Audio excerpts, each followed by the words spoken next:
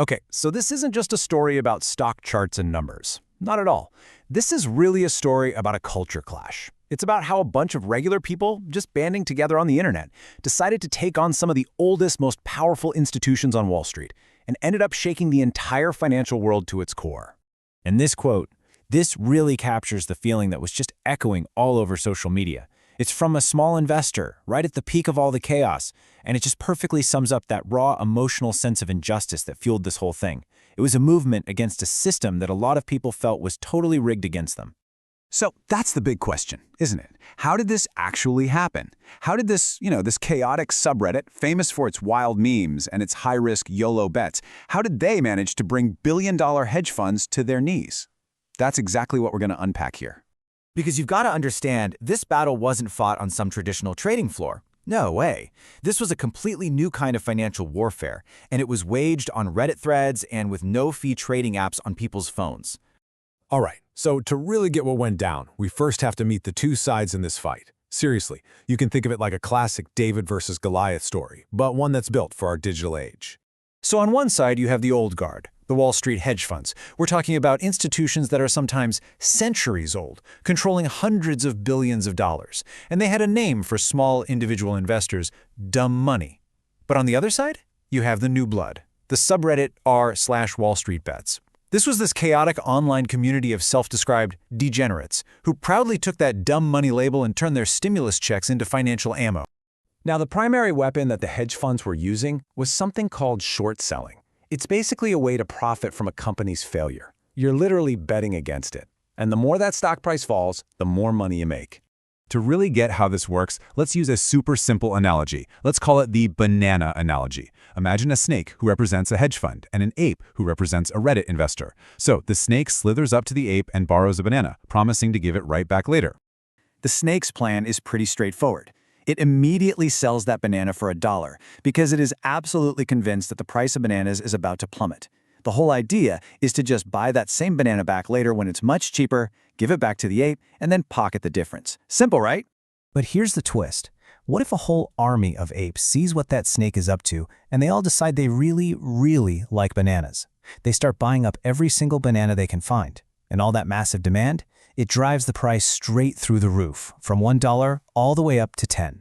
And just like that, the snake is trapped. It has to buy a banana for $10 just to return the one it borrowed. So instead of making a profit, it loses $9. The snake got squeezed. And this is the exact weapon the Redditors decided to turn back against Wall Street. Okay, so the Redditors had their weapon of choice, the short squeeze. Now, all they had to do was find the perfect target. And they found it in, of all places, GameStop. Now, for a lot of people, GameStop was this super nostalgic piece of their childhood. But to Wall Street, it was a dying relic, a brick-and-mortar video game store trying to survive in an online world. They saw it as a failing business, which of course made it a prime target for short sellers. But not everyone saw a failing company. There was this one guy, Keith Gill, better known as Roaring Kitty on YouTube, and he was a really key figure here. He wasn't some revolutionary. He was just a financial analyst from suburban Massachusetts.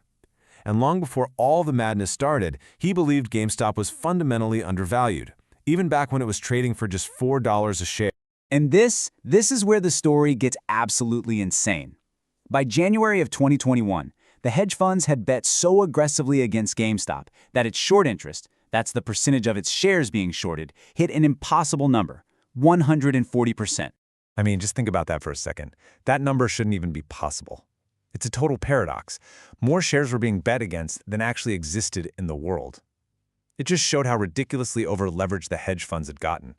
And in all that greed, they made themselves incredibly vulnerable. Reddit saw a chink in the armor. So the target was identified. The vulnerability was completely exposed. Now the squeeze could begin. The plan was simple, but it was incredibly powerful. You had this decentralized army of small investors, all coordinating on r/Wall Street bets, using these easy-access trading apps like Robinhood. And they just started buying GameStop stock in massive, massive volumes. When the entire financial world started asking, why are you doing this? Their response became a legendary meme, we like the stock. And the result? Well, explosive. The stock price went parabolic. I mean, at the start of January, it was trading for around $19 a share. By its peak, It hit nearly $480. The short squeeze was officially on. The price for the hedge funds was astronomical. By the end of that single month, their collective losses on GameStop shorts were estimated at nearly $20 billion. They were getting a big mouthful of their own medicine, and you can bet it was bitter. So, as billions of dollars were being lost, and Wall Street was absolutely reeling, the system itself began to fight back. And it did it in a way that left so many of these retail investors feeling completely betrayed. The really critical moment came on January 28th. The price was soaring, and hedge funds were on the brink of collapse. Then, that afternoon, Robinhood and a bunch of other platforms did something shocking. They restricted anyone from buying GameStop stock. Now, they said it was because of crazy volatility and capital requirements from their clearinghouses, but the effect was simple. You could still sell, but you couldn't buy. And with only sellers and no buyers, the price had nowhere to go but down. It just cratered. And this just felt like the ultimate betrayal. The company literally named after the hero who stole from the rich to give to the poor, whose whole slogan was "Let the people trade," was now stopping the people from trading, and it looked like they were doing it to protect the rich. The irony was just not lost on anyone. So, what do we make of all this? Was this a true financial revolution, or was it just a one-time meme that spiraled completely out of control? The answer's probably somewhere in the middle. But one thing is for sure. When regular people realized that together they could wield this kind of power, well, that was a genie that could never be put back in the bottle. The game has changed forever. And what that means for the future? That's a question Wall Street is still desperately trying to figure out.